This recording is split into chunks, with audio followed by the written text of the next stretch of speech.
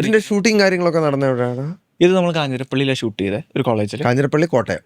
ജില്ലയൊക്കെ ചോദിച്ചാൽ എടുത്തല്ലേ? എടാ നീ ഷൂട്ട് ചെയ്ത സ്ഥലമല്ലേ? ആയിരിക്കണം. അത് നീ എവിടത്തെ ബസ് അല്ലെങ്കിൽ എവിടെ തൊട്ടാ പോയത്? ഇടുക്കിയല്ലേ?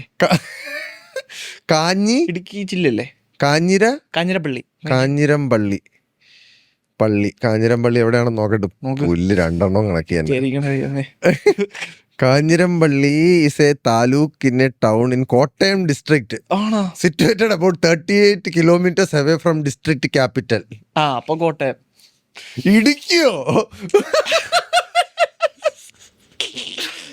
ഞാൻ പറഞ്ഞില്ല, പഠിക്കാൻ പറ്റില്ല, അഭിനയിക്കാൻ പറ്റും. അല്ലടാ നീ പോയ പോട്ടെ. കാഞ്ഞിരപ്പള്ളി ഞാൻ കറക്റ്റ് ആയിട്ട് പറഞ്ഞില്ല. അതെ നമ്മൾ ഷൂട്ട് ചെയ്തിട്ട് ഞാൻ കാഞ്ഞിരപ്പള്ളി കോട്ടയം എന്ന് പറയാൻ കാരണം കാഞ്ഞിരപ്പള്ളി അച്ചായന്മാരെന്നൊക്കെ പണ്ട് സിനിമയിലൊക്കെ കേട്ടോ വെച്ചിട്ടാണ് ഞാൻ കോട്ടയം ഒന്ന് ചാമ്പി നോക്കിയത്. ശരിയാ, കറക്റ്റ് ആയിട്ട്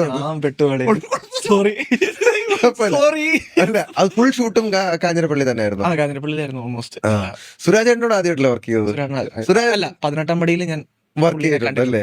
വർക്ക് ചെയ്തു എന്ന് പറയാൻ പറ്റില്ല, എമംഗ് ദ ഗ്രൂപ്പ് നിൽക്കുന്നുണ്ടായിരുന്നു. ഇതില് പ്രോപ്പർ ഗിവ് ആൻഡ് ടേക്ക്. എങ്ങനെയുണ്ടായിരുന്നു സുരാജ് ഏട്ടനോട് വർക്ക് ചെയ്തിട്ട്? കൂടിയായിരുന്നു. സുരാജ് ഏട്ടന് ഭയങ്കര നമ്മൾ കംഫർട്ട് ആക്കുന്ന ഒരു പ്രകൃതമാണ്. ആയിരുന്നു. ഞങ്ങളുടെ കൂടെ ആയിരുന്നു. എനിക്ക് അതറിയാം. കാര്യം ഞങ്ങള് സുരാജേട്ടൻ വരുന്നതിന് തൊട്ട് മുന്നേ പറയാം, സുരാജേട്ടൻ സ്ട്രിക്റ്റ് ആണ്, എല്ലാരും നന്നായിട്ടിരിക്കണം പറഞ്ഞ് നമുക്കൊരു ഇൻഹിബിഷൻ തന്നിട്ടുണ്ടായിരുന്നു. ആരാ പറഞ്ഞു തന്നത്? അല്ല, മൊത്തത്തിലൊരു കരക്കമ്പി. സുരേഷേട്ടൻ വരുന്നതിന് മുന്നേ അവിടെ കരക്കമ്പി ആയിരുന്നല്ലേ? എല്ലാരും നന്നായിട്ട് നിൽക്കണം എന്നുള്ള. പക്ഷെ സുരാജേട്ടൻ ഞങ്ങളുടെ അടുത്ത് വന്നിട്ട് ഭയങ്കര അമ്മയായിരുന്നു. ഞങ്ങൾ ഒരുമിച്ച് ഉച്ചയ്ക്ക് മന്തി കഴിക്കാനൊക്കെ പോകും. ലഞ്ച് ബ്രേക്കിന് സുരാജേട്ടൻ നമുക്ക് പോയാലോ എന്നിട്ട് ഇന്നെ വിളിച്ചു പുള്ളി, നമ്മളെല്ലാവരും കൂടെ പോകും.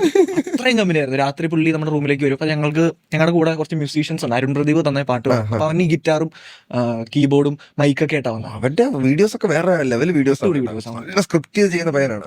അപ്പൊ ഇവൻ ഒരു ഓർക്കസ്ട്ര ഗ്രൂപ്പായിട്ടാ വന്നെ. അപ്പൊ മൈക്കും ഈ സാധനങ്ങളൊക്കെ ഉണ്ട്.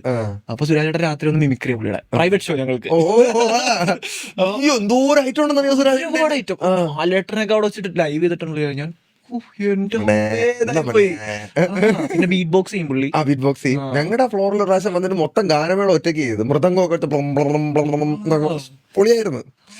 ഇന്നത്തെ ബീറ്റ് ബോക്സേഴ്സ് ആടാ ഇവർക്ക്. ഇപ്പോഴാണ് ബീറ്റ് ബോക്സിംഗ് എന്ന് പേര് വന്നത്. പണ്ടത് മിമിക്സ് ഗാനമേള, മറ്റേ മിമിക്സ് ഗാനമേള ഉണ്ടല്ലോ. ഒരാൾ ഘടം വായിക്കുന്നു, ഒരാൾ മൃദംഗം വായിക്കുന്നു, ഒരാൾ മാത്രം വായിക്കുന്നു. ഭയങ്കര റൂട്ടഡ് ആയിട്ടുള്ള ടാലന്റ് അവരല്ല. ഭയങ്കര ഫണ്ണായിരുന്നു. ഒന്നുമില്ലായ്മയിൽ നിന്നും ഉയർന്നു വന്ന ഒരു നടനാണ് സുരാജ്. പണ്ട് ആ OG നടന്മാരെല്ലാം അങ്ങനെ ഉയർന്നു വന്നവരല്ലേടാ.